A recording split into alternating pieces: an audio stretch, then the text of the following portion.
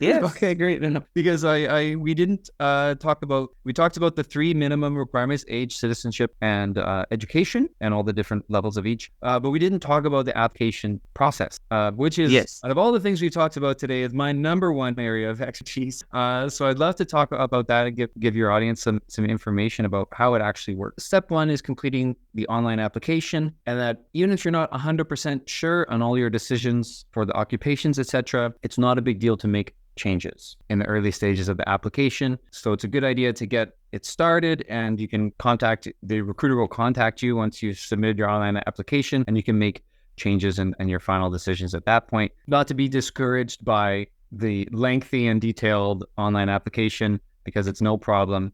Even if you're having problems with the computer and filling out the forms online, once you've initiated online, at least, we can even do some of the forms on paper by hand and make ink amendments. So not to be discouraged by that. The second thing I want to talk about is the fitness requirement, the Canadian Armed Forces Force Evaluation. So I do have a detailed demonstration video on this, again, on my channel, which I encourage you to check out.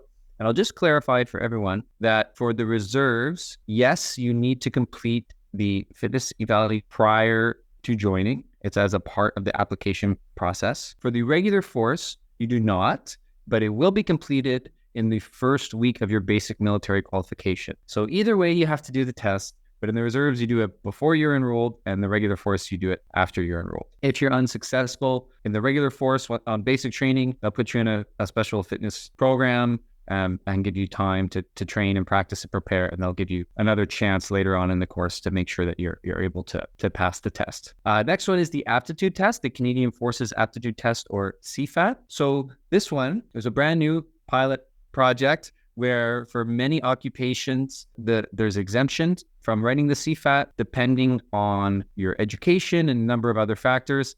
And there's way too much detail on this one to go into it here. So I will again point you to my video on it on the Prairie Sailor channel. I have a 20-minute video doing all the details of who is exempt and why. In general, really quick summary, I'll just say for the regular force, there's many occupations that you can be exempt from the CFAT depending on your education and other factors. For the reserves, yes, you still have to write the CFAT in the majority of cases. So that's something to be aware of. And one other thing to be aware of is that similar to the fitness test, even in the regular force, once you become a member of the Canadian Armed Forces on basic training, you still will have to write the aptitude test. It will not affect your career progression. They just want to have it for data purposes. It doesn't matter if you don't meet the standard for certain occupations, you're already in and you'll already be able to progress with your career as planned. Online application, fitness test for reservists, aptitude test with exceptions, look it up, lots of exceptions.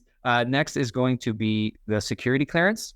And this is one point that I really want to make sure that people are aware of, is that the security clearance can take a long time, especially for permanent residents. So when they opened applications up to permanent residents, within the first year, there was 21,000 applications. So maybe they weren't prepared for the volume of response that they received from permanent residents. Obviously, there's many, many permanent residents in Canada who are eager to join the Canadian Armed Forces and serve. So that is very commendable.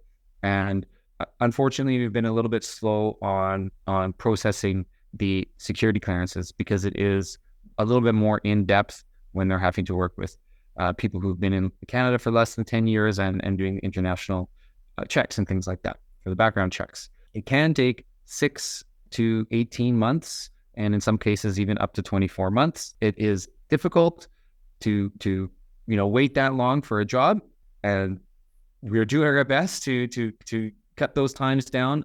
They're just dealing with the transition in the situation here.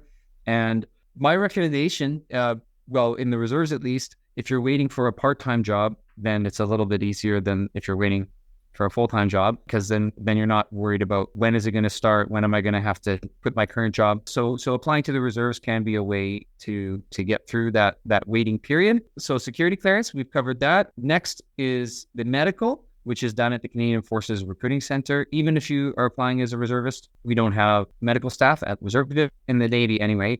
In the Army, I believe some units do. But the medical, they're going to be introduced about your medical history, do a quick physical and things like that. You have to meet the minimum medical standard for entrance into Canadian Armed Forces. And finally, the interview. So the interview will be with a recruiter or military career counselor. It's going to talk about suitability for the Canadian Armed Forces and maybe specific requirements of the occupation that you're applying for. It's just a job interview, right? So that's the entire process: the physical fitness, the aptitude, the security clearance, the medical, and the interview. So it can take some time. Admittedly, the processing time to become a member of the Canadian Armed Forces, the average for where I work as a reservist is kind of 4 to 6 months. But again, if you have the security clearance that's extended, it can be up to 6 to 18 months. Well, thank you very much, Gopi, for having me today. I'm very happy to be sharing information about the Canadian Armed Forces. Thank you.